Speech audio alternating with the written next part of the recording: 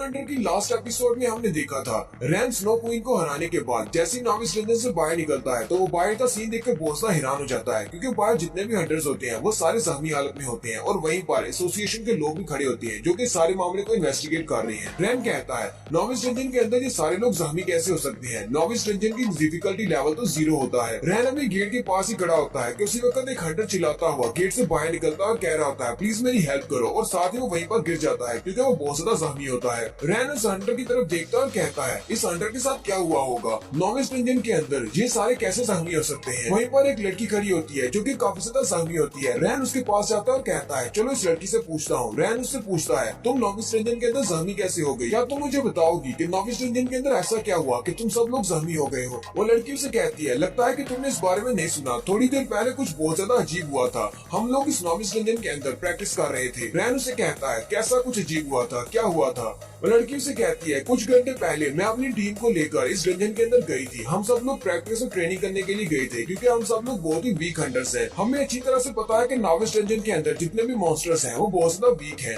और हम सब लोग उनके साथ प्रैक्टिस कर सकते हैं। जैसे हमारी टीम वहाँ पर पहुंची तो कुछ बहुत ज्यादा अजीब हुआ और वो मॉन्स्टर्स जो थे वो बहुत बड़े हो गए। हमारा सामना वुड एलिमेंटल्स के साथ हुआ था, यानी कि वो दरख्तों से बने हुए मॉन्स्टर्स थे। जो मॉन्स्टर पहले छोटे छोटे थे वो हमारे सामने ही बड़े बड़े मॉन्स्टर्स बन गए और उनकी स्ट्रेंथ भी बहुत ज्यादा बढ़ गई। वहाँ पर हमारे सामने एक काला सा धुआं आ गया, हमें ऐसा महसूस हुआ कि यहाँ पर कुछ बहुत ज्यादा अजीब हो रहा है, इसलिए हम सब लोग वापस आने वाले थे। लेकिन जैसे हम लोग वहाँ से वापस निकलने लगे वो सारे मॉन्स्टर्स ने हम पर अटैक कर दिया। वहाँ पर बहुत सारे थे, तकरीबन 100 मॉन्स्टर्स होंगे। उन मॉन्स्टर्स के अटैक इतने ज्यादा पावरफुल थे कि हम में से कोई भी उनके सामने टिक नहीं पाया। हम सब लोग वहाँ से सिर्फ भाग ही सकते थे और भागते हुए मैं भी बहुत ज्यादा जख्मी हो गई। हम सारे लोग उस डंजन के अंदर मरने ही वाले थे कि हमारी डंजन का टाइम लिमिट ऑफ हो गया और हम सब लोग अपने आप डंजन से बाहर आ गए। अगर डंजन का टाइम लिमिट ऑफ नहीं होता तो हम सब लोग किसी डंजन के अंदर उन मॉन्स्टर्स के हाथों मारे जाते। हमें नहीं पता कि वहाँ पर ऐसा अजीब क्या हुआ था, लेकिन जैसे ही हमारे सामने वो काला धुआं आया वो सारे के सारे छोटे मॉन्स्टर्स जो कि बहुत ज्यादा वीक थे वो बहुत ज्यादा पावरफुल और बड़े जायंट बन गए। रैन उसकी बात सुनने के बाद सोच रहा होता है अच्छा तो ये सब कुछ घंटे पहले हुआ है जब मैं डंजन के अंदर गया था। रैन कहता है कहीं ऐसा तो नहीं कि मेरे इस डंजन के अंदर जाने की वजह से डंजन का एवोल्यूशन मूड एक्टिवेट हुआ था और मेरे साथ जितने भी लोग डंजन के अंदर थे उन सभी को भी एवोल्यूशन मूड के मॉन्स्टर्स के साथ सामना करना पड़ा। रैन कहता है अगर वाकई में ऐसी बात है तो इसका मतलब मैं किसी टीम के साथ डंजन के अंदर नहीं जा सकता। आज के बाद मुझे अकेले ही किसी डंजन के अंदर जाना होगा। मुझे बहुत ज्यादा एहतियात करना होगी कि जब मैं डंजन के अंदर जाऊं उस डंजन के अंदर दूसरा कोई नहीं होना चाहिए। रैन उस लड़की से कहता है चलो ठीक है, तुमने मुझे सारी बात एक्सप्लेन की, तुम्हारा बहुत बहुत शुक्रिया। वहीं पर बहुत सारे हंटर्स आ जाते हैं, ये सब लोग एक गिल्ड की तरफ से हैं। वो सारे उन सबसे कह रहे होते हैं जल्दी से रास्ते से हट जाओ, हंटर एसोसिएशन वालों ने हमारे गिल्ड को यहाँ पर भेजा है इस सारे केस को हैंडल करने के लिए। उन हंटर गिल्ड वालों का मैनेजर भी उनके साथ ही होता है। वो उन सबसे कह रहा होता है प्लीज साइड पर हट जाएं, हमें इस मसले को इन्वेस्टिगेट करने दें। वो सारे हंटर्स उनको देखकर पहचान लेते हैं और कहते हैं ये तो हांगटू गिल्ड वाले हैं, इस शहर में सबसे बड़ा गिल्ड इन्हीं का है, क्योंकि इनके गिल्ड के पास सबसे ज्यादा पावरफुल हंटर्स हैं और ये लोग यहाँ पर बहुत सारे हंटर्स को अपने साथ लेकर आए हैं। उनका मैनेजर अपनी टीम को मैनेज करते हुए कहता है सारे हीलर्स जल्दी से आगे बढ़ो और जहाँ पर जितने भी हंटर जख्मी है उन सबको हील करो, जबकि अटैक टाइप वाले जितने भी हैं इन्वेस्टिगेशन टीम के साथ शामिल हो जाओ और इस डंजन के अंदर जाकर देखो अंदर क्या अजीब हो रहा है। रैन कहता है यहाँ पर तो बहुत सारे लोग हैं,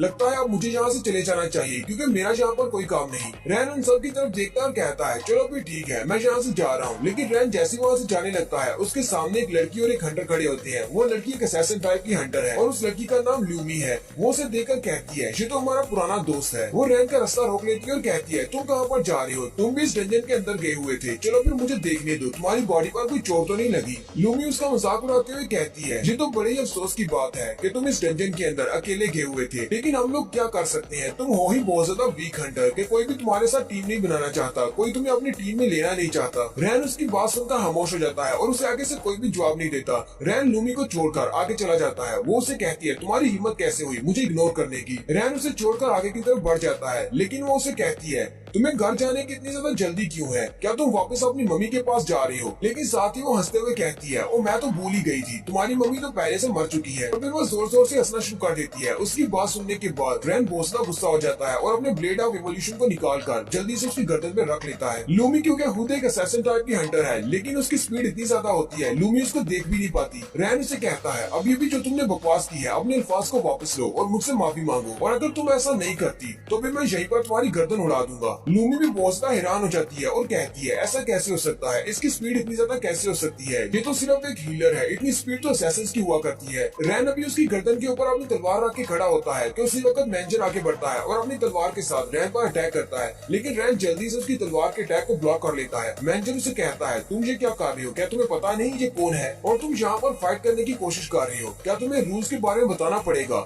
यहाँ पर नॉविस डंजन के एरिया में हम लोग आपस में फाइट नहीं कर सकते, यहाँ पर हंटर्स की फाइट्स फॉरबिडन है, और अगर तुम मेरी गिल्ड मेंबर के ऊपर अटैक करती हो तो फिर मैं तुम्हें यहीं पर मार डालूंगा, और अगर तुम्हें मेरी बात पर यकीन नहीं है तो फिर तुम ट्राई करके देख सकते हो। और साथ ही वो अपनी तलवार को भी वापस रख लेता है एंड उसकी तरफ देखता है और कहता है ये हांगटू गिल्ड वालों का मैनेजर है और ये भी एक हंटर है जो कि काफी ज्यादा स्ट्रॉन्ग है। रैन कहता है ये इनके सारे डेली के अफेयर्स को मैनेज करता है, और अगर हंटर के तौर पर इसकी स्ट्रेंथ को देखा जाए तो इसकी स्ट्रेंथ डायमंड रैंक पर है। रैन कहता है मैं इसके साथ फाइट नहीं कर सकता क्योंकि यहाँ पर इसके गिल्ड के और भी बहुत सारे लोग हैं, ये सारे मिलकर मुझ पर अटैक कर सकते हैं, मुझे यहाँ से चलना चाहिए। रैन कहता है चलो फिर ठीक है, मैं तुम्हारी बात मान लेता हूँ, मैं यहाँ से जा रहा हूँ। रैन जाने से पहले इन सबसे कहता है मैं तुम सब लोगों की शक्लें दोबारा नहीं देखना चाहूंगा, मैं यहाँ से जा रहा हूँ। रैन जैसे वहाँ से जाने लगता है मैनेजर उसे कहता है जरा रुको तो सही, तुम्हें किसने कहा कि तुम यहाँ से जा सकती हो, मैंने तुम्हें कहा कि यहाँ पर तुम फाइट नहीं कर सकते क्योंकि यहाँ पर फाइट करना बैन है, लेकिन हमारे पास एक और जगह है जहाँ पर हंटर्स आपस में फाइट कर सकती है। लूमी भी उसे कहती है मैनेजर ने बिल्कुल ठीक कहा, हम दोनों अरीना में जाकर फाइट कर सकती है, वहाँ पर अरीना में फाइट करना बैन नहीं है।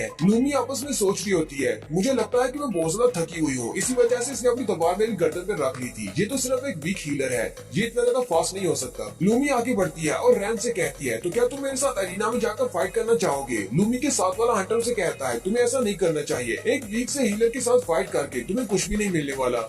रैन भी वहीं पर रुक जाता है और उसे कहता है चलो फिर ठीक है, मैं तुम्हारे साथ अरीना चलता हूँ, वहीं पर जाकर फाइट करते हैं। मैनेजर भी उसकी बात सुनने के बाद काफी ज्यादा खुश हो जाता है और यहीं पर इनके अरीना के बारे में बताया जाता है कि हंटर्स अरीना एक ऐसी जगह है जहाँ पर हंटर्स आपस में फ्रीली फाइट कर सकते हैं, एक दूसरे को चैलेंज करके एक दूसरे के साथ कम्पैट कर सकते हैं और अपने स्किल्स को जान सकते हैं। ज्यादातर हंटर्स यहाँ पर ट्रेनिंग के लिए आते हैं और कुछ हंटर्स यहाँ पर एक दूसरे से बदला लेने के लिए आते हैं, क्योंकि वैसे तो सिटी में फाइट करना बिल्कुल भी अलाउ नहीं है, लेकिन अरीना के अंदर आप लोग फाइट टू डेथ भी कर सकते हैं। अरीना में फाइट करने के दो रूल है, आपको पहले चूज करना पड़ेगा आप कौन से रूल से फाइट करना चाहेंगे। पहला फाइट टू डेथ है, लेकिन जब तक दूसरा हंटर मर नहीं जाता फाइट कंटिन्यू रहेगी, और दूसरा फ्रेंडली स्पार है जिसमें एक टाइम लिमिट होती है, आप अपने दोस्त के साथ फाइट कर सकते हैं, ये एक प्रैक्टिस मैच की तरह होता है। रैन हांगफू गिल्ड वालों के साथ अरीना के अंदर चला जाता है।